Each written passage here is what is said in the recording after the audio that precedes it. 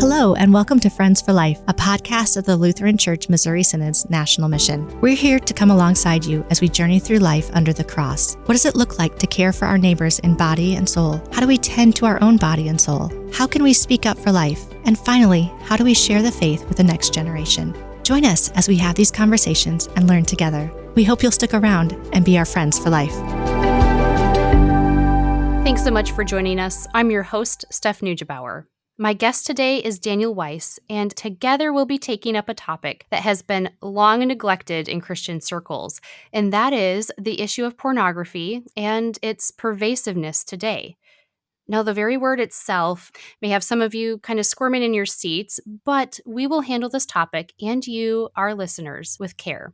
Daniel, welcome. Would you please introduce yourself? Yeah, thank you, Stephanie. It's just a great opportunity to be on the program and to talk with your listeners about, like you said, a tough topic, but a very important topic. I have been working on issues related to sexuality and pornography for more than 20 years now. I got my start at Focus on the Family as a research analyst addressing pornography issues back in 2002 and have worked with that ministry for almost 9 years before moving my family back to Wisconsin, where my wife and I both grew up. And I felt God calling me to continue that work that I've been doing at Focus to help Christians understand God's positive, beautiful design for sexuality, and also help Christians and Christian leaders in particular understand how to address sexual brokenness with biblical truth and compassion. So now our ministry is called Sexual Integrity Leaders, and we do that work with Christian leaders around the country. And we have an annual summit. But these have been issues of importance ever since I started, and certainly long before I even got into this work. Pornography has been a threat to our culture and our families for many decades. Now, let's start by defining terms. How would you define pornography? How have you defined it in your work? Yeah, that's a great point, because what we found in some of the research is how you define pornography determines whether you think you're viewing it or not. We use a term that we've taken from a Christian counselor I've worked with. It's sexually explicit material that was produced or is intended to create sexual arousal. So it's sexually explicit and its purpose is to create sexual arousal. Barna did some research with Covenant Eyes. Back in 2016, they released a report and they said among US teens and young adults, that's like 18 to 25, that age group, 70% of them felt that if you're looking at sexually explicit content for the purpose of sexual arousal, that counted as porn. So think about that. That's 30% of that age group that's looking at sexually explicit material for the purpose of sexual arousal, but does not call it porn. And so you have to understand as parents, you cannot assume that your children and you have the same definitions. It's worth talking it through and understanding what they believe pornography to be. Because again, the research found that kids may be looking at pornography in a group, like at someone's house, but because it's a group setting and not a solitary thing, they don't consider that to be looking at porn. So these definitions do matter. And it is especially important for parents to kind of clarify with their kids what they mean when they use the word pornography.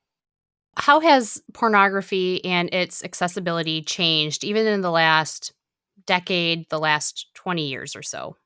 When I talk on these issues, there may be older folks in the crowd, and I think even younger people, younger parents still have this idea that, and less so for really new parents, but there's still this idea that we're talking about Playboy. We're talking about nude imagery or somehow some kind of nude video. Pornography has changed pretty dramatically since the 2000s, back when the internet was just kind of launching in the late 90s and the early 2000s. That has opened up an entirely new world for distribution.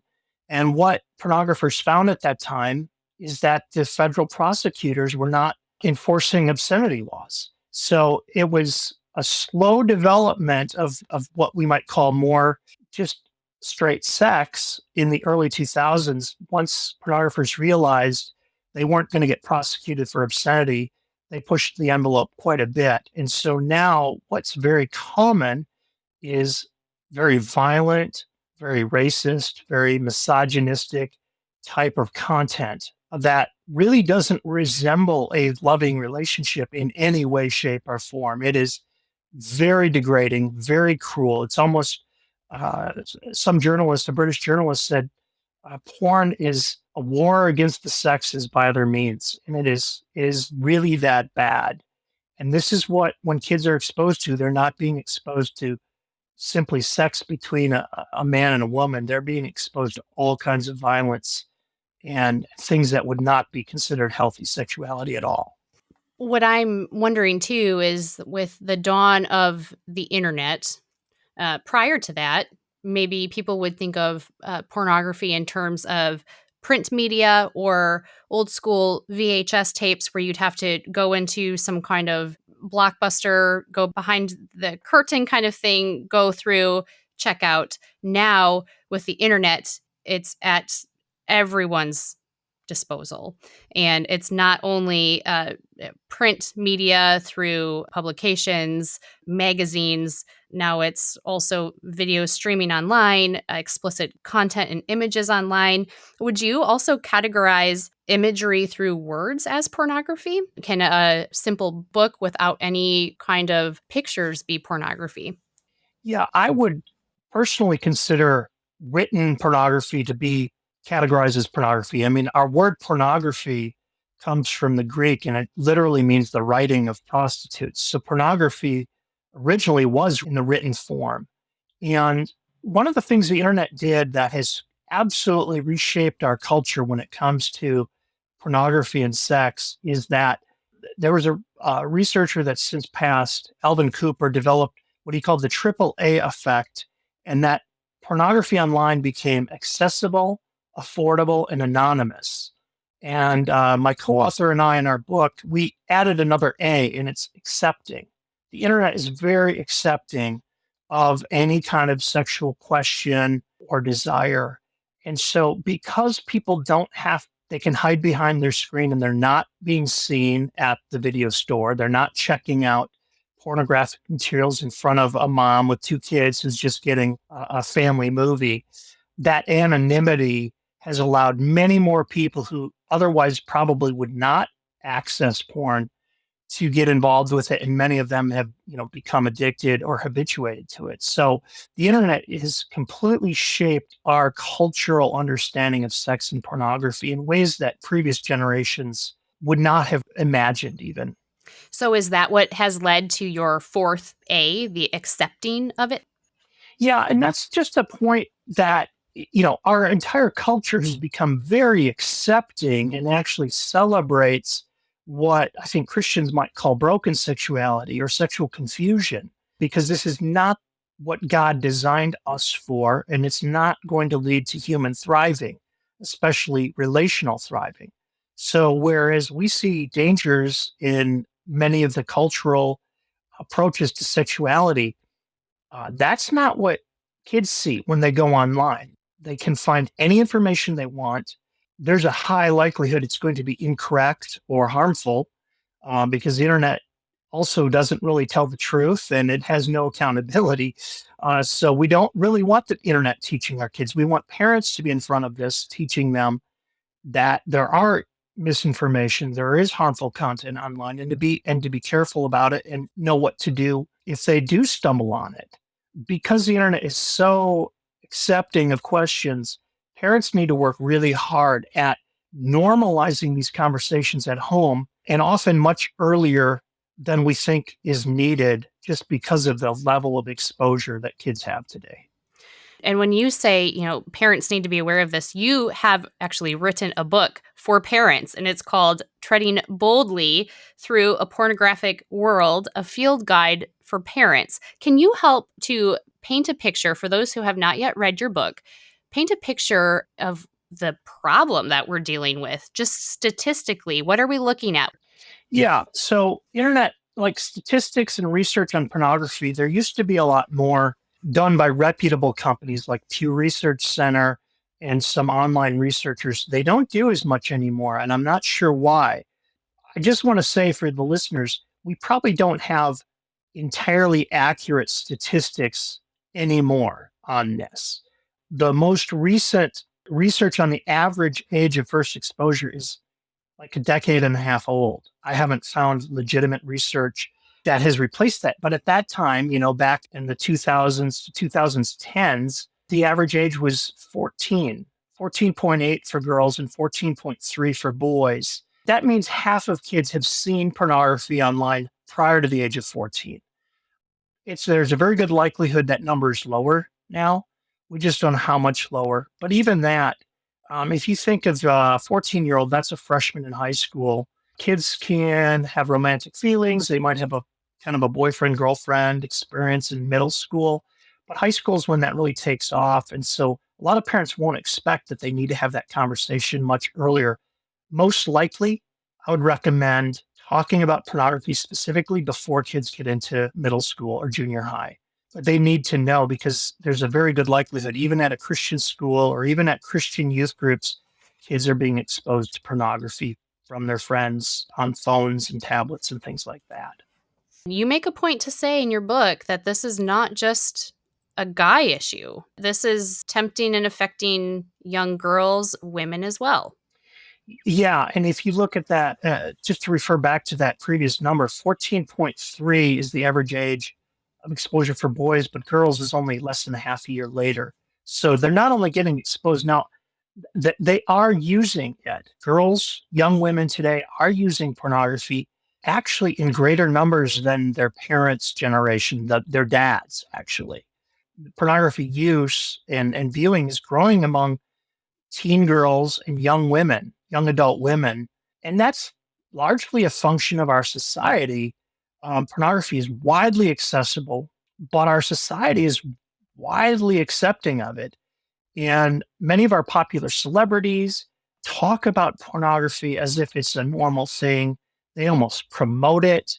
I recently read about a football player, a very famous football player, who talks about wanting to be a porn star. So even our, role models in areas you wouldn't think of are embracing and promoting pornography. Pornography is frankly, it's normalized for kids. They think this is normal sexuality. They think exposure to it is normal. Not all Christian kids. Those numbers are a little skewed, where pornography use is less for Christian kids, but it's in this general ballpark. And so we can't assume that our kids are not going to want to look at this or are not going to be exposed to it. We have to assume they will, and we have to act accordingly as parents. That's my recommendation, at least. And you've made a point to say pornography is actually going out looking for your kids. Your kids don't necessarily have to go out with the aim of looking for it. It will find them. Why? Yeah. How? What is it that the internet has made it just in their faces? Yeah, and even going back to the beginning of the internet, really becoming popular, pornographers were very savvy early on in using keyword searches. So they would load up a bunch of keywords that kids often used. I mean, Pokemon is one, Disney princesses. So kids using innocent internet searches would be exposed to these results that would pop up. That's another thing. We used to have pop-up ads. Those are still a thing. I use pop-up ad blockers on our browsers, so we don't have that inadvertent exposure. But there are all kinds of tricks out there. The pornographers put links in gaming sites where young boys are particularly likely to go. And the games don't have to be violent or sexualized for the pornographers to use those sites to trip kids up. So pornographers are very savvy. They have absolutely no moral basis or backbone here. They just want to make money. And if they can catch kids early on, they've got customer for life potentially. Because an addiction, especially for kids, is very hard to break. Our children are not meant to have this kind of sexual imagery. Actually, none of us are. Researchers call pornography a supranormal stimulus, meaning none of our brains are equipped or wired to handle this amount of sexual imagery in this kind of rapid fire, digitally accessible way. It's harmful for all of us, but it's particularly harmful for kids whose mental templates and mental filters and sexual templates haven't been completely formed yet. So pornography becomes the building block that informs how they understand sexuality, relationships, the body, marriage, family, all of that. You have a diagram that gives the percentage of adolescents actually seeking these pornographic images out, and then statistics about how often they just simply innocently come across them. And the statistic is it's just absolutely alarming. At least once a month, 49% of kids will just come across it without going to look for it. And at least 2 times monthly, 21% of the time they'll just come across it. Again, as you had said, it's coming for us. We have to be armed with how to handle this, or we will fall prey to this, or let our kids fall prey. Yeah, and that's a point my co-author and I made in our book. It's not a question, especially for a Christian parent. Don't ask whether your kids are the type that you believe would go looking for this material. Ask this question: do you trust the internet to be your kid's primary sex educator? And if you do not, first, you'd be wise. But second, then you need to take charge of their moral upbringing. And that's why we say talk to them about God's plan for sexuality, affirm the goodness of being created a boy or a girl, tell them about godly sexuality within marriage, give them something to live towards that's beautiful and positive, and then explain how living in a fallen world, sin in our own hearts, but sin in others' hearts, have led to the corruption of God's gift of sex. And, we can be honest, this can be incredibly powerful, a draw. For all time, kids have been curious about sex. That's part of growing up. They need to understand how this all works. We all have hormones. We have the longings to be bonded with another person or to be loved. But in our culture, in a digitally accessible, porn influenced culture, most of those influences are harmful. And again, kids are encountering this, even if we have filters on, even if we're from a good home, and even if we talk about these things. So, really, the question is, how do we prepare our kids to walk in a world where they are most likely going to be exposed to this either as a minor under 18 or certainly older than 18? And we want to prepare them to be healthy adults as well. And so that once they leave our house, they may not put a filter on their phone, and that will be their choice. We want them to understand the whys of our rules, the whys of our concerns, so they embrace that for themselves and embrace a healthy, thriving future. Not to over sensationalize this topic, but you really make parents especially aware of the grooming and the desensitization that our culture has prepared for pornography to be available to kids at a very young age. You said that 32% of kids who were interviewed, 13 to 24, so that's young adults, believe that viewing porn is usually or always morally wrong, which means that nearly 70% don't have an issue with it in their conscience. 70% are just, again, there's the A of accepting that this is normal. And the concern is also that pornography has, over the years, become more and more violent and more sexually degrading. The amount of physical violence, the amount of verbal aggression, it is not good for our brains to be exposed to this kind of thing. And it does not teach our children well how to care for their neighbors and to care for their future potential spouse. Yeah. And to add to that, the Barna research I referred to earlier from 2016, it's all compiled in a book called The Porn Phenomenon. And that's something parents could get online. But one of the things they measured is how are kids' peer groups talking about pornography. It was a very big study, but only 11% of the kids indicated that their peer group spoke about pornography in a negative light. So that's the point that's important to understand is even if you raise your kids in a solid Christian home, they're going to school, maybe even a Christian school where most of their peers think this is okay and think it's awesome, actually. And, we understand in adolescence, all the hormones and the sexual interest, all this stuff is happening, and kids are trying to figure out what to do with that. Pornography gives a very distorted vision, but the kids, and I've seen this in interview after interview after interview, multiple research projects, teens today think porn sex is real sex. They think this is how it is supposed to be. And when you realize, like you said, Stephanie, there is a great deal of physical and verbal aggression, especially toward women.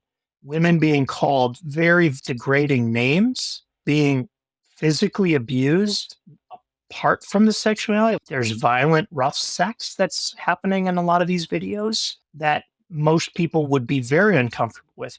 But kids are seeing this and thinking, this is how I must act. And we see that when kids are sexually active who have been encountered pornography, they act on their partners exactly what they've been trained to do through the pornography they've watched. And that can be actually very physically violating, especially for the young women, because these are not healthy or safe sex practices for the most part. So now you've hit on one of the major problems with pornography, but what are some other ways that pornography is especially harmful for teens and the brains of adolescents and their view of how relationships work? Well, it's interesting. We include in our book a quote from Dr. Judith Reisman, who's since passed on, but she was a very powerful anti pornography crusader, a researcher, had done a lot of work on this. And she kind of explained our current social age like this. She said, our kids are doing what they're supposed to be doing. And we think, well, what is that? What is she talking about? Our kids are doing horrible things.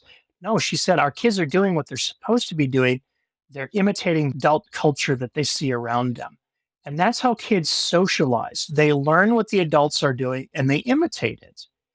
And what we see here is now kids are imitating the messages, the attitudes, the philosophies of pornography, and it's having real world consequences.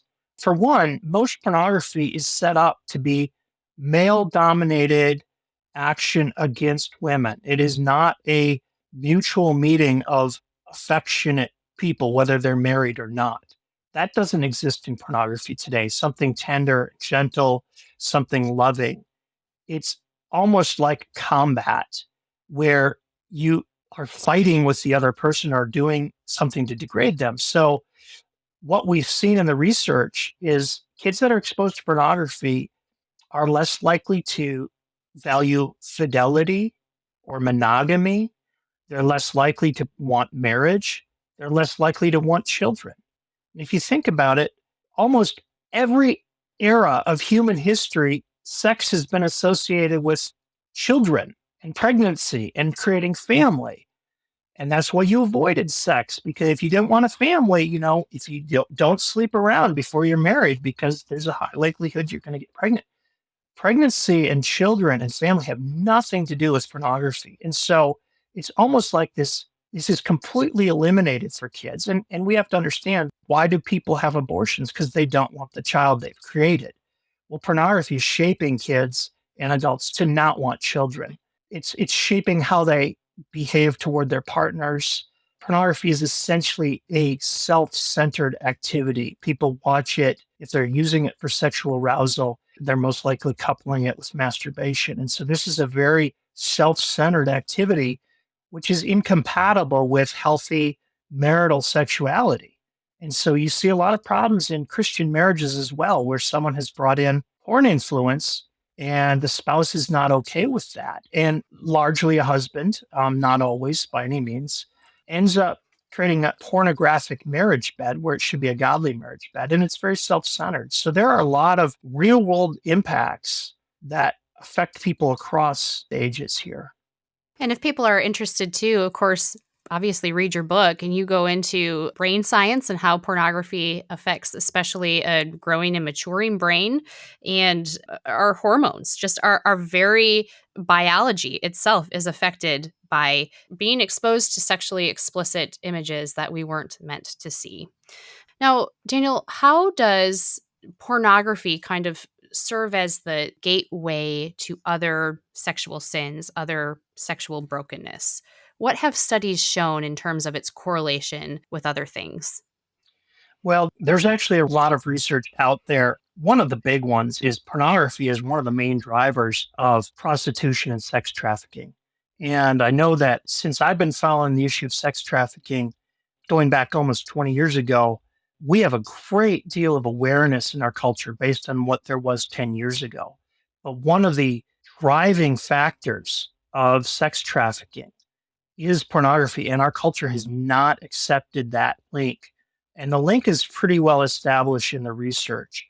And what they also found is the women that were being trafficked or that were being prostituted, the trauma they felt was much, much worse if what was happening was being filmed.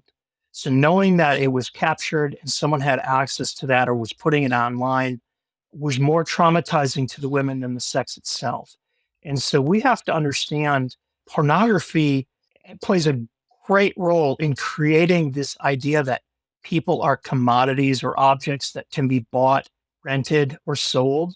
And this is especially true for college age men and others who think we can go to a strip club or we can hire a prostitute. The women involved in this are most likely not there by choice. They may have had no other options. And so pornography is really harming people. And this is a global phenomenon, but it is absolutely happening in the US and it's happening with minors. And because they've been so exposed to pornography, many of them aren't even aware that they're being victimized by it. But other things as well. I mentioned abortion. When we create an idea of sex without children and children appear magically as if we don't know how this happened, we don't want those children. And so we take steps to eliminate them. Pornography is a huge driver of divorce. It's almost consistent with divorce. I mean, there's almost no divorces that happen, they say, anymore that don't involve pornography anymore. So it's just a huge driver of marital breakdown. It's a huge driver of not creating family, not starting families in the first place. So the implications are far reaching. And it's something I would suggest parents talking to their kids and pastors and Christian leaders talking openly about this threat that is facing our society today, just to normalize it and let people know it is okay to talk about these things, especially because we have good news. We have the gospel. We have Jesus who not only, in Matthew 18, he reminds us what God created in the beginning. When being asked about divorce, he goes back to the very beginning and says, this is what God created us for. Let's remember that. And certainly through Christ and his action on the cross, all of us have made mistakes. Maybe we haven't lived this out better when we were younger, or maybe we were exposed to pornography. But Jesus is there to help us to overcome that, to put that down, to leave that behind, and to turn over a new leaf and to become more Christ-like by the Holy Spirit. So there's great hope in all of this as well. Yes, absolutely. And you spend actually a majority of your book talking about the hope. What are some action plans, some ways that parents can be hopeful, even in the midst of this, we could call it a crisis. And you also make a point in your book to highlight what Philippians 4 says, that whatever is true, whatever is noble, whatever is right, pure, lovely, admirable, if anything is excellent or praiseworthy, think about such things. So why is it equally important and maybe even more important than focusing on the dangers to actually focus on the good, and for parents to direct their kids to have a gaze toward that which God created as good? Right. That's such a great point, Stephanie. We want parents to lead with the positive. And I think one of the reasons parents feel so fearful and uncomfortable about these topics is because how do I talk about something? If I read this book and I learn all this negative stuff about porn's impact on kids, like, how do I talk about that? Is that going to hurt my kid, even bringing it up? And the research says no, bringing it up will not lead your kids to act out or do something different than they otherwise would. Our kids actually really want to hear from us as parents. They want to understand the world. They're trying to figure out their place in the world. And by giving them this positive vision about who God created us to be, how our human love, especially within marriage, is an icon of the greater love of God for his people. It's a participation in a way of the love of the Trinity, the interior love of God. This is deeply intimate. And this is what God is inviting us to when we die and go to heaven. It's a wedding feast. There's a greater spiritual love awaiting us. But sex is an icon. It's pointing us to that greater fulfillment we will feel. And our spouse, no matter how godly your marriage is, our spouses cannot fulfill us or complete us. They are there to be helpers. We are meant to do life together in a beautiful way. Sin does affect that. And so we have grace and mercy and forgiveness in our marriages as well. But we want to hold out this beautiful vision that our kids can live toward. And it starts by self mastery, controlling, understanding our sexuality, and understanding that God's point on sex is not a big no, it's a big yes. It's a big yes for everything He wants for us. That's been abused a little bit. I just have to say this. We're not promising your marriage is going to have great sex if you just save it for marriage. Like there's all kinds of problems that come into this. But spiritually speaking, by living according to the way God set us up and the purpose He's given us, we are more in line with His will and we live out and receive the blessings of that. There are no blessings in pornography. There's a momentary thrill, usually followed by shame, secrecy, isolation, and just crushing depression at times because people feel trapped in this cycle. So we want to hold up the blessings for our kids. And it's so important to take that approach and understand not all of our kids are going to act the way we wish. You know, I can say for my life, I didn't act the way I wish now. I wish I'd followed God more closely in my sexuality. That's why we forgive one another and we receive God's forgiveness. All of this can be redeemed, and it's God's will that it is. Well, you kind of hit on a topic that you discuss a little bit more in your book, too, of how quote unquote purity culture has kind of done a disservice to Christianity in the sense that there's a complete major emphasis on abstinence, which of course is God's design until a person is married. But instead of focusing on abstinence, there's been a turn, a good turn, I think, in Christian emphasis on chastity and living a chaste life. And that's what points us to God's good design. And He doesn't put a big no on sex, He puts a big yes on sex, just in terms of, however, here is my design for it, here are the boundaries, and it is good. In general, if life is lived according to God's design, we are blessed. And that's not necessarily a promise, but these are the guardrails by which God has given us. And we thrive when we live according to God's design. So, what are some ways that parents can model this for their children? How can we help each other as a church to do better? Yeah, I do think that, this idea of chastity, it's kind of an older word, and you kind of think of Roman Catholics as promoting chastity as one of the virtues. But chastity, I think, might just be understood as the right ordering of our sexuality. Or well, another way I say it is living towards God's plan for our lives. The problem with purity culture was that it was binary. You either were pure or you were no longer pure if you had sexually acted out. And what happened was a lot of kids then felt, I've already acted out, and so I'm not going back to being pure. I might as well just continue in this because it was kind of, enjoyable anyway. So what we want to give a bigger vision for our kids, that chastity is something we live toward all our lives, whether we're single or married, whether we're young or old. As a married man, I still need chaste sexuality because I don't want to treat my wife as an object.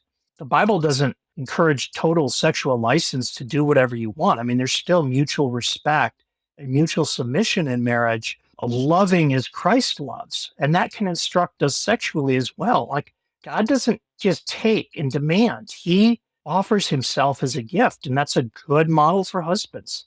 You know what? My needs will not always be met. My wife may be on her monthly cycle. She may be pregnant. She may not feel good. There could be all kinds of reasons why we're not having sex within marriage at any given time.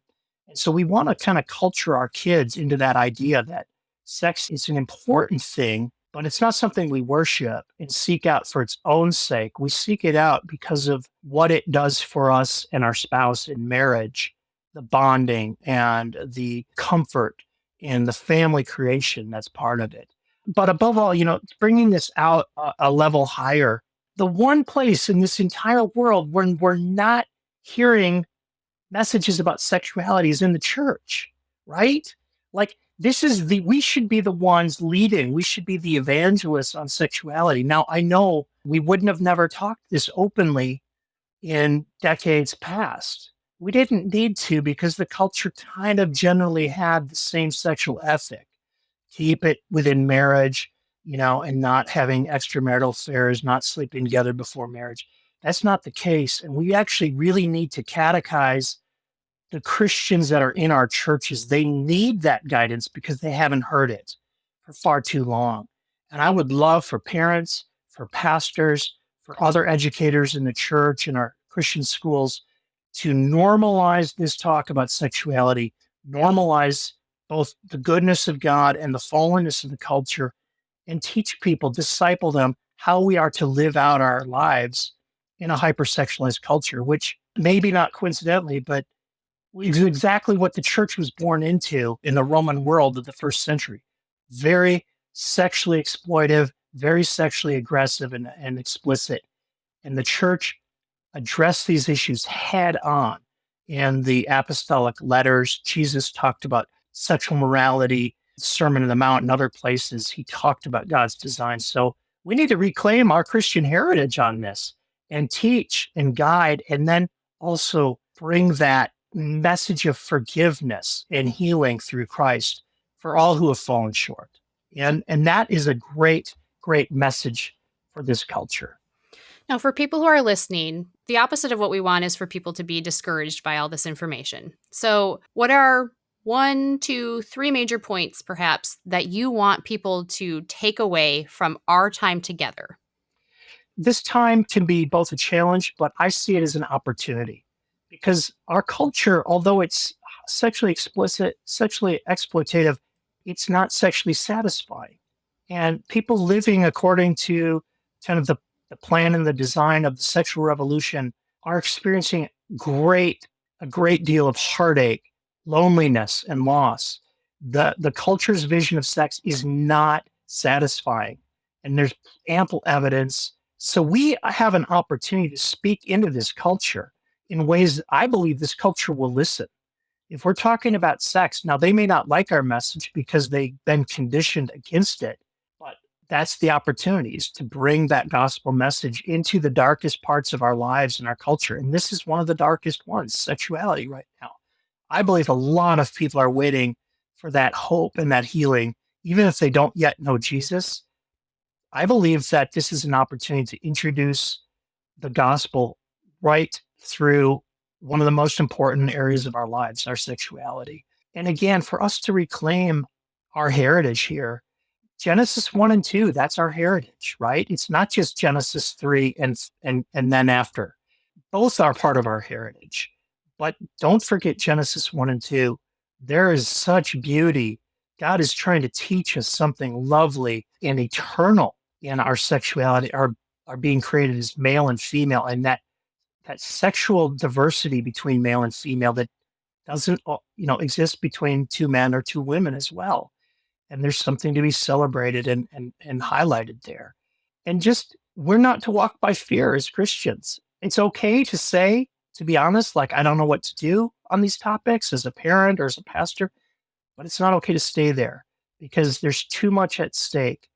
And too many people, both inside our church and outside our churches, really need this gospel message at this moment. And boy, what a blessing that, yes, it's challenging, but we're called to do it. It's our time.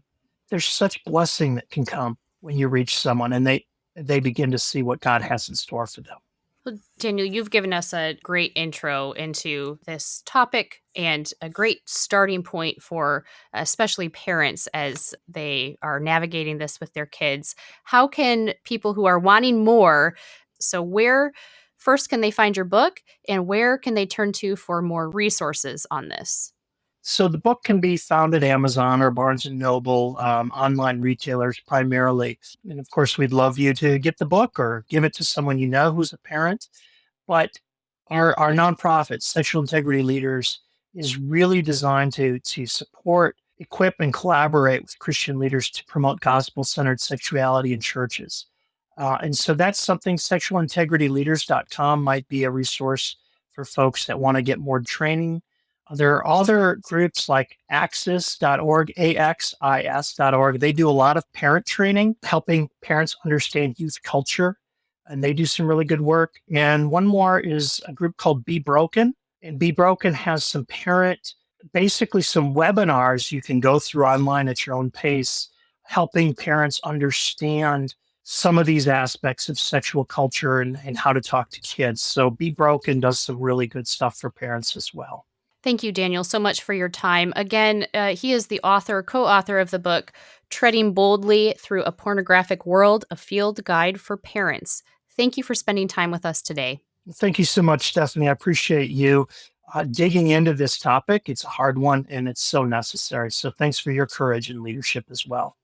And thanks to our listeners for tuning in. If you liked what you heard, please leave us a review. And don't forget to click the follow or subscribe button so you don't miss out on upcoming episodes. New episodes drop twice each month.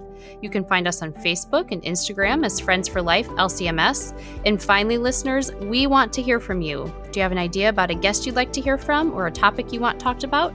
Email us at friendsforlife@lcms.org. We want to hear from you about what you want to hear about when it comes to issues of life. Thanks for joining us. Friends for Life is a podcast that discusses the life God has given and the people He has called you to serve, right where you are in God's mission.